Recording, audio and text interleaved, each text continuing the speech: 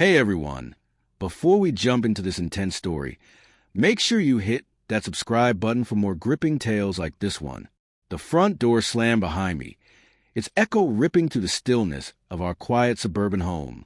I froze in the living room, staring down at the crumpled note trembling in my hand, just pulled from Claire's jacket pocket. Meet me at our spot. Midnight. Don't tell him. The handwriting wasn't hers, and the words burned into my mind. Claire had left that morning for what she called a spa retreat with her sisters. Her last words before leaving now felt like a cruel joke. I need space to breathe, Mark. That word, space, cut deeper than I ever imagined.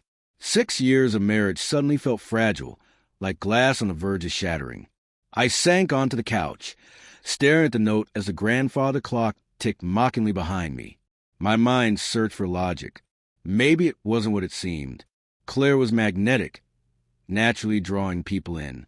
Perhaps it was innocent, a misunderstanding, a work thing maybe, but our spot? The secrecy wasn't meant for me. My chest tightened as I replayed the last few months. Late nights at work, her phone never leaving her hand, the smiles that never quite reach her eyes when I asked about her day.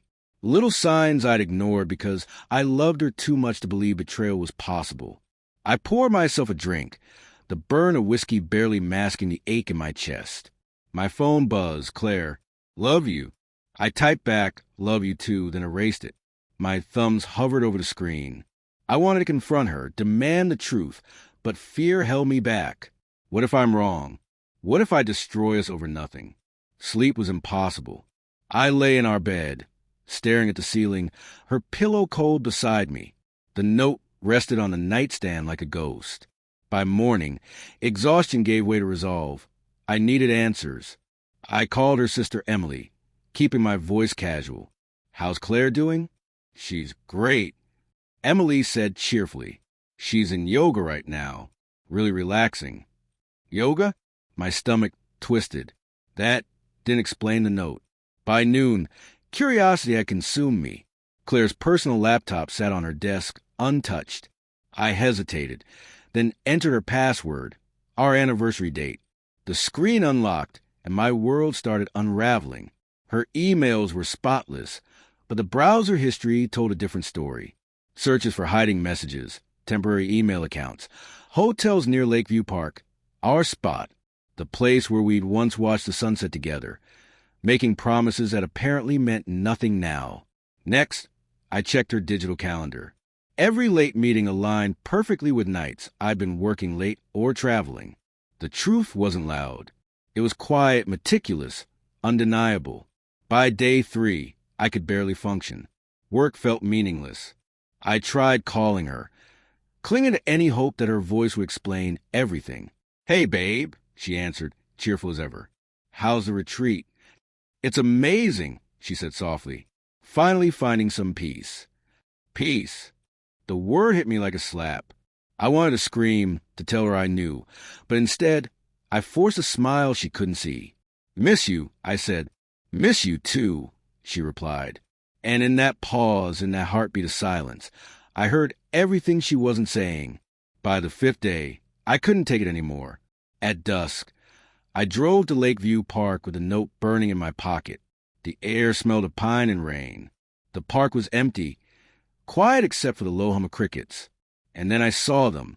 Claire stood under the gazebo, her silhouette familiar yet formed beside a man I didn't know. They were too close. She laughed, tilting her head just like she used to with me. He touched her arm, and she didn't pull away. I didn't confront them. I couldn't. My legs moved on their own, carrying me back to the car. My chest felt hollow, my hands trembling on the steering wheel. The drive home blurred into streaks of light and noise. I was done being the fool. By morning, anger had turned to clarity. I started packing. Not everything, just the pieces of my life that belonged solely to me.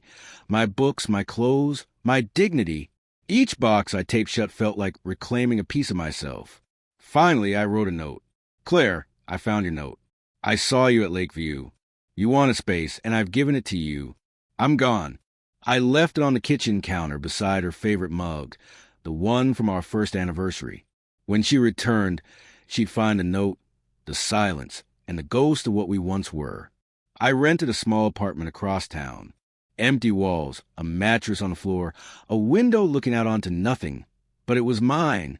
For the first time in years, the air felt clean. A week later, Emily called. "Mark, what happened?" "Claire's devastated. She swears it was a misunderstanding. That man you saw, he's just a co-worker. She says she was confiding in him. It wasn't what you think." I closed my eyes. I wanted to believe it. God, I wanted to. But the image of her laughing in that gazebo had already etched itself into my mind. She made her choice, I whispered, and now I've made mine. That night, I poured another glass of whiskey and sat on the floor among half-unpacked boxes. The pain was still there, raw, aching, but cleaner now. It didn't owe me any more. Love can survive distance, arguments, even time. But some things don't survive betrayal.